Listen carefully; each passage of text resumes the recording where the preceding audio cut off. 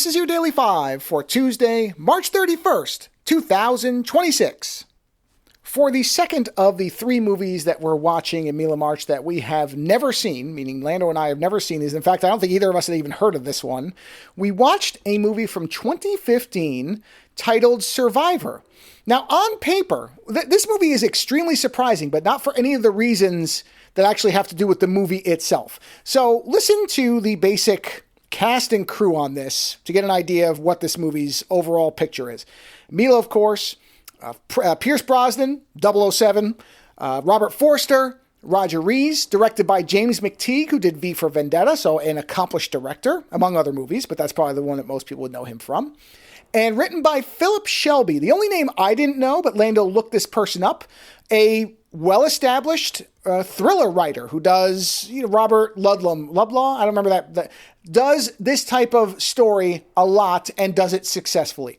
All these ingredients in a movie that, when we watched it, was a competent thriller. Now, it doesn't do anything particularly innovative in terms of the storytelling. You will likely be able to guess most of the twists and turns, but it has accomplished people in the leads. It's shot well. It takes advantage of locations in London. It is a spy thriller that works very well in terms of the nuts and bolts of the story, the performances, and the way it's filmed. Everything about this movie should have resulted in, at the very least, a comfortable box office result, if not a good one, because it is probably one of the most mainstream films that Lando and I have watched in quite a while.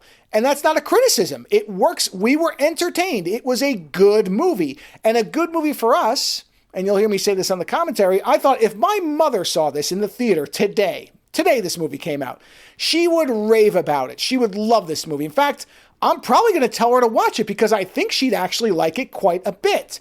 And again, this is all the ingredients of a mainstream success. Maybe not a blockbuster hit, right? It's not going to be a Mission Impossible or something like that. But it certainly should have done well at a time pre-pandemic, so people were still going to theaters. Yes, the theater attendance was going down well before the pandemic, but certainly not like it is now. Again, if it came out now, I wouldn't be surprised if it just evaporated. But at the time, you've got very, very accomplished people all around, in front and behind the camera, and yet this movie bombed.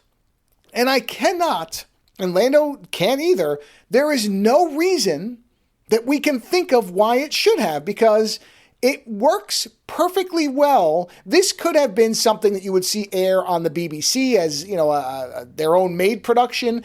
It's a functional spy thriller. Well, spy thriller is wrong. I guess terrorism thriller would be better.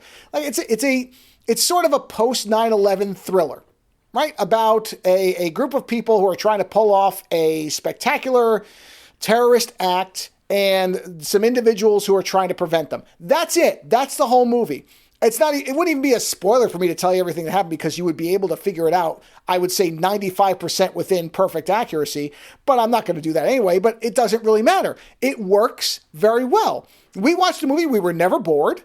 Again, it's not necessarily what Lando and I would probably choose to watch because it doesn't do anything too far outside the lines, but that's not a bad thing. And again, the thing that is most mystifying to both of us is why it didn't do better.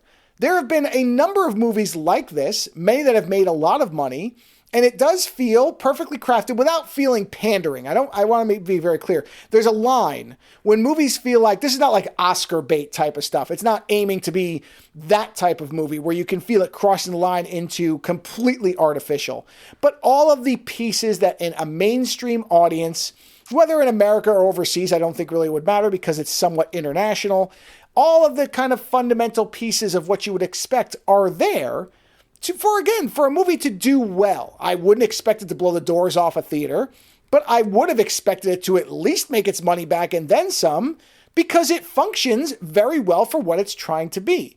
So honestly, for a movie that does have a kind of mystery element to it involved, the most puzzling thing that really I can't, and Lando cannot figure out, and we'll talk about it on Friday, I cannot work out a reason yet for why this happened and have not dug up anything to support why it might happen.